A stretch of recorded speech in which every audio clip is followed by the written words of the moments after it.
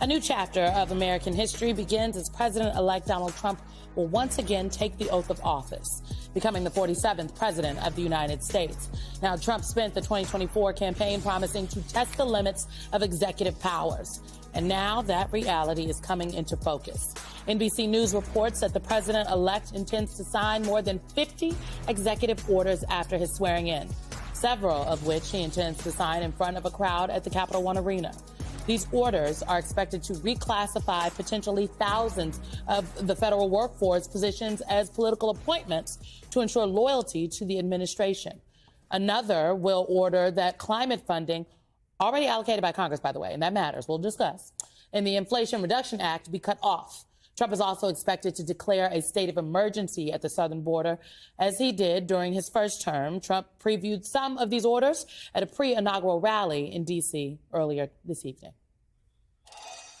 We're going to do a lot of things. You're going to see something tomorrow. You're going to see executive orders that are going to make you extremely happy, lots of them. Joining us now to discuss it all are civil rights attorney and former New York City mayoral candidate Maya Wiley and MSNBC analyst and Columbia University professor of practice Basil Schmeichel. I would also note that Maya runs a very important civil rights organization, if I do say so myself. Yes, she does. Yes, she does. Welcome to you both. So let's start with tomorrow and the 50 executive orders, Basil, and the approach that Trump is taking coming in the door. There's a little bit of sound from tonight's rally about an invasion. Let's listen to the invasion speak. By the time the sun sets tomorrow evening, the invasion of our borders will have come to a halt, and all the illegal border trespassers will in some form or another be on their way back home. So what I understand and what I've been hearing from talking to various folks is that the intent is to shut down America's border to the south tomorrow, with the possibility, again, using the military to enforce that. How do you assess Congress's reaction to this, the American people? I mean, this is the first day. And yes, I know that there are a lot of folks in MAGA land that really feel strongly about this. But how do you think something like these actions are going to ring with the American people? Well, I think it should terrify many Americans, particularly if you live in big cities where you have a lot of immigrant populations congregated. Not only will the executive orders go after what they say are people who are undocumented who may have committed crimes. The warning is, if there's anyone undocumented in the house at the time or wherever they are at the time, those folks are in danger of being deported as well. So we've talked about this, he said what he was going to do. He is going to fulfill that.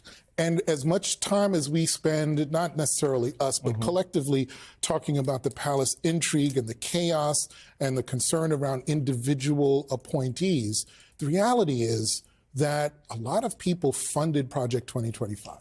A lot of people co-sponsored it. And so that means there is a cohort of individuals who are going to be in government whose sole task is to implement that policy. And this immigration executive order is not going to have the economic impact that he thinks it will, and it would be detrimental, number one. It'll rip families apart. But the truth is, there were a lot of people that voted for him despite what he said. Right. And that's what's so concerning, because they're in for a wake-up call. Yeah. Can I just note that I know it was widely reported that the deportation operation that was expected to begin starting in Chicago, NBC News and others reported over the weekend, apparently Chicago has now been postponed. Not that it's not going to happen, but because of the media leaks, they're not going to start with Chicago first. So the sources emphasize that the operation is not canceled. The people that would have been arrested remain targets for ICE. But they said Chicago is not going to be the first city to see mass deportation. And we know who's behind this. Stephen Miller is behind it. He was the architect of a lot of the anti-immigration policies that we saw under Trump's first term. He has spent the last 4 years building relationships inside Congress, building relationship with Elon Musk, and really perfecting how he can execute these policies. Take a listen, Maya, Maya, to what he said. This is the incoming Deputy Chief of Staff for Policy, Stephen Miller, talking about bureaucratic workers at tonight's Trump rally. Accountability is coming. Justice is coming. The whole federal bureaucracy is about to learn that they don't work for themselves. They work for you. They work for President Trump, and they work for the American people. So I want to pick up on what Basil was saying about Project 2025, which is a big part of that was the fact that they were gathering names. It's not simply that they're going to dismantle bureaucracy. It's that they are going to replace people with loyalists. Exactly. So Project 2025 made very clear that it was about ideology, not about neutral operation of government. Right. It was about weaponizing government, not making sure that government was actually doing what Congress has asked it to do through legislation and the programs it was supposed to implement. That's very different from saying, hey, we want to disrupt the fact that we don't think government is working well enough. That would be a legitimate debate and position about what would make it work better. This isn't about it working.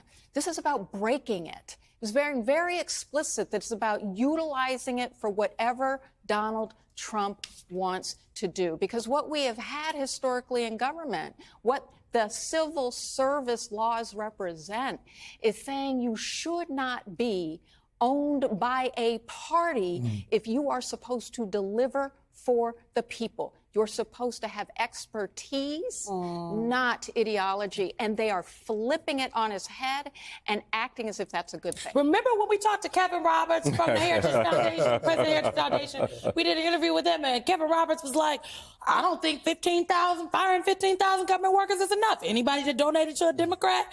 And Michael was like, my daddy used to be a government worker. He was like, well, I'm sure your daddy's a nice person, but your daddy was a Democrat or donated to Democrats, he's going to have to go. He got to go. That's crazy. Virginia, hello, look out. Any state, look, all y'all with these good government jobs, the good government jobs, they coming for y'all good government jobs. Can we just add one thing that gets completely ignored in this conversation?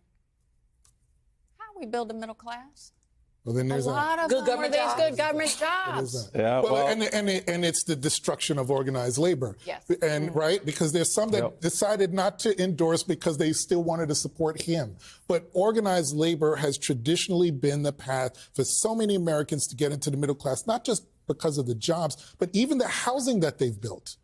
Tens of thousands of units of housing around the country, that housing that Donald Trump and his father probably would let a lot of us in, by the way. I don't think anybody on this panel would have qualified for one of the Trump daddy loans back in the day. Exactly right. And one of the things that is concerning to me also is the raucous applause during their rally when they're speaking. Because that suggests to me that people feel that they're deputized to be able to go out and do the work that Donald Trump and his actual paid supporters are going to do. So does that mean that our neighbors, family members, are going to be calling in to say, I have undocumented folks in my family, in my household, come and get them? That's the real concern. That's what that kind of atmosphere produces. Well, we've actually seen it. Yeah. And we are hearing anecdotes of people, individuals, vigilantes, feeling like they can stop people and demand to know whether they're a citizen or not. So let me just throw something and put it right here in the middle of the table. I already know where he's going. All of America to take a look at and pay attention to. Who gets to draw the line on any of this? Where will the line be drawn once these executive orders get put in place? I just look at the TikTok effort right now and recognize the incoming president has said that by executive order, he will refuse to obey federal law. And I'm looking and some of our friends in the press is writing it up like it's regular. Writing it up like it's regular. They're not saying, they're like, well, Donald Trump said he's going to sign the executive order. This is bad for Joe Biden. What the heck is going on? I'm serious. But I'm glad you asked that question, because as I was reading the 3, 4, 5, 7, 10, 12 stories that came out around this afternoon when this came out, I was like, none of the ones that I read from some very reputable newspapers even mentioned or addressed the question, can he do this? Right. No, he can't. And Tom Cotton rightly says, I'm sorry, you don't have the authority. He came out like an hour or two after all this started breaking. It's a crazy day when we in the camp with Tom Cotton. Right? So who's drawing the line? Well, that's it. Well, that's the concern, because I looked at, you mentioned TikTok, and I saw yesterday TikTok goes down. Hopefully President Trump will fix this. TikTok goes back up. Thank you, President Trump. I was like, he's branding.